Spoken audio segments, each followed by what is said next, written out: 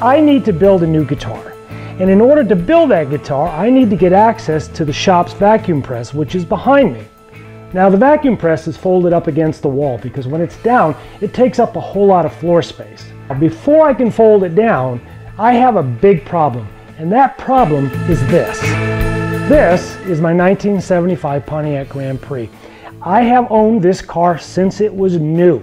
Now every year I take this car out of storage, start it up, run it up, drive it up and down the driveway, make sure that everything is functioning as it should be, and then roll it back into the shop where it's safe, where it's dry, where it's undercover.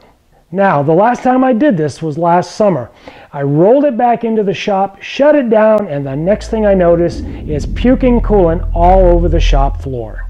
The problem right now is I don't know if it's the radiator, I don't know if it's a radiator hose, I don't know if it's a transmission coolant line, I don't know what the problem is. But in order to find out, I need to get it out of the shop. I need to get it outdoors where I can work on it because there's no room in here. This car is 1970s old school, full frame, full bodied, it is massive, and it takes up most of the bay that it sits in. I don't have any room to work on it. So I need to get it outside where I can work on it freely. Now, I don't want to put a whole lot of coolant into this radiator because I don't know where the problem is. So I call my buddy Jeff Ford down in South Carolina, runs the channel Auto Restomod, and I said, Jeff, here's my problem. Can I start this car up, back it out of the shop, shut it down so that I can find out where the problem is? So Jeff says, yeah, if you're only going to run it for a couple, 3 minutes, you're not going to hurt the engine. So I have to back this thing out of the shop so I can find out where the leak is, get the leak fixed, so that I can bring this car in and out of the shop freely, so that I can have access to the vacuum press, so that I can build a guitar. So the 13-year-old battery that I had in the car wouldn't hold the charge, so I had to go buy a new one. That was a little bit of a shock. This is a screw-in side pole battery. They don't give those away. That was a little bit of a surprise. You almost had to take out a second mortgage to buy this thing. Back in the day, that same battery would have cost me $45 or $50, so it sort of tells you how long this car's been around. So let's get the battery installed in the car and see if we can't get this thing running.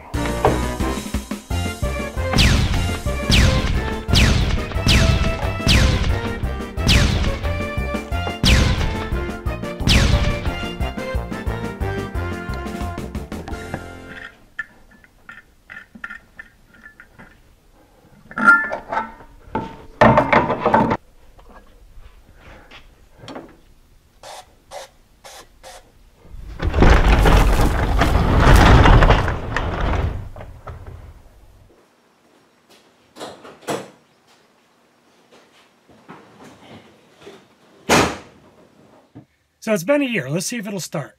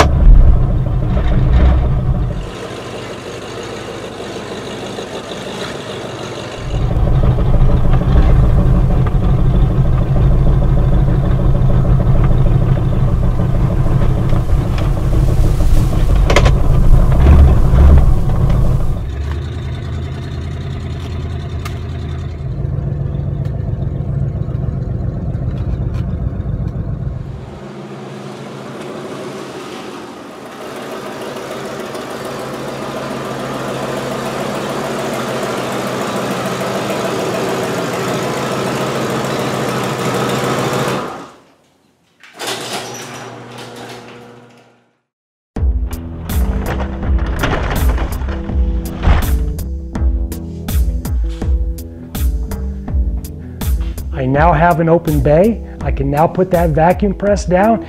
We're going to build a guitar, but that's for another episode.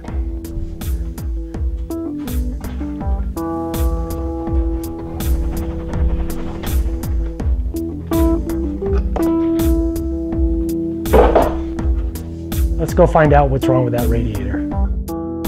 Rather than trying to work on this thing outside, I decided to move it up into another building where there's a bigger bay, where I can actually put it in the bay, leave it, work on it, and figure out what the actual problem is with it so that we can get it repaired. Now, as you've seen, I've already been able to get the vacuum press down off the wall so I can start working on the guitar. And that's in a series of videos that I've got coming up over the next several months.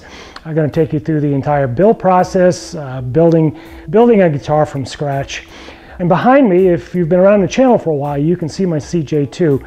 I got more videos planned for that. I've got some other things that I need to fix or repair or upgrade on that. And the big one, of course, is the Pontiac. The next time you come back on this, we'll take a look and try to understand where that leak is, try to get that repaired so that we can, again, put this back in the bay, down in the shop, and be able to pull it in and out.